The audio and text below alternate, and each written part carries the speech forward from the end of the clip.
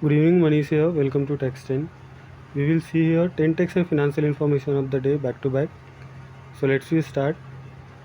GST tribunal will be set up in Haryana, expected to start by March 23 for convenience of the taxpayer and lawyers. जो हरियाणा के CM हैं मनोहर लाल खट्टर, उन्होंने recommendation भेजा है GST council को कि जो जीएसटी ट्रिब्यूनल है वो हरियाणा में सेटअप करे, और ये एक्सपेक्टेड है कि ये सेटअप होता है तो मार्च 23 से ये जीएसटी ट्रिब्यूनल स्टार्ट हो जाएगी.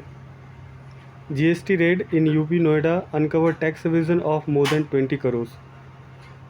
जीएसटी डिपार्टमेंट ने 71 डिस्ट्रिक्ट में रेड किए हैं इन यूपी, और वहाँ पे 2.55 करोड़ के एसेट सीज किए हैं अभी, और उसमें 20 करोड़ के टैक्स एविजन अनर्थ किए अभी तक.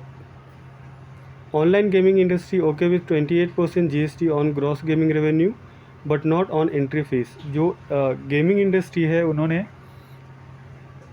जीएसटी काउंसिल को बोला है कि जो जीएसटी के ऊपर 28% का जीएसटी है ऑनलाइन गेमिंग के ऊपर, वो एक बार ठीक भी है, बट जो एंट्री फीस के ऊपर जीएसटी लगते हैं वो प्रॉपर नहीं है, तो उसको हटाना चाहिए. CBDT issued important circular on TDS from salary for FY 22-23. FY 22-23 के लिए CBDT ने एक सर्कुलर इशू किया है for TDS deducted on salary. White circular number 24, जो कि 7 दिसंबर को आया है. ये सर्कुलर आप हमारे वेबसाइट से एक्सेस कर सकते हैं. RODT EP scheme get extended to chemical, pharmaceutical and article of iron and steel from December 15, 2022.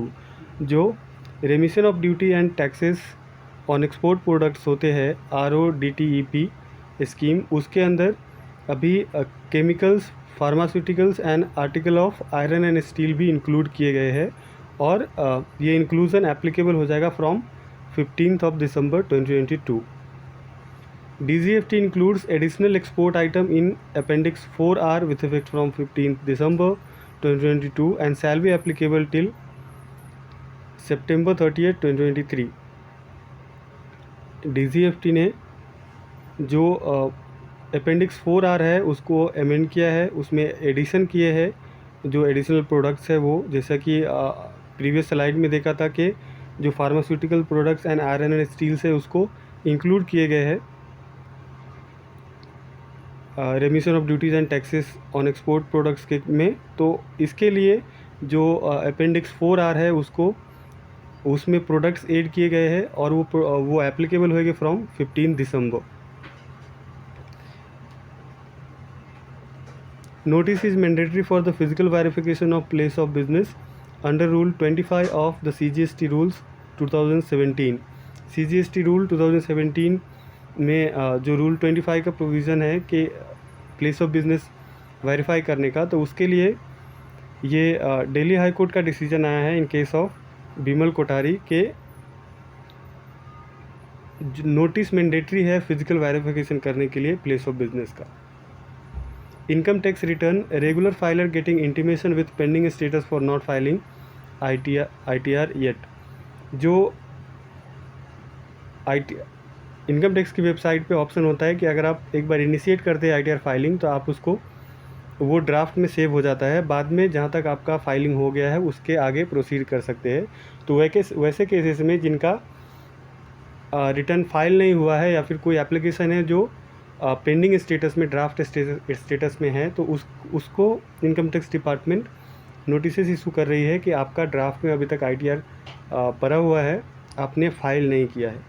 Even तो अगर उन्होंने फाइल भी कर दिया है, कोई ITR उनका ड्राफ्ट में पड़ा हुआ है, तो उसके लिए भी अभी इंटीमेशन आते हैं.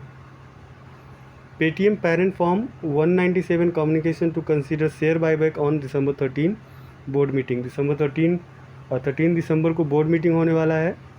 जो पेटीएम के पेरेंट कंपनी है 197 कम्युनिकेशन लिमिटेड उनका, और ये मीटिंग में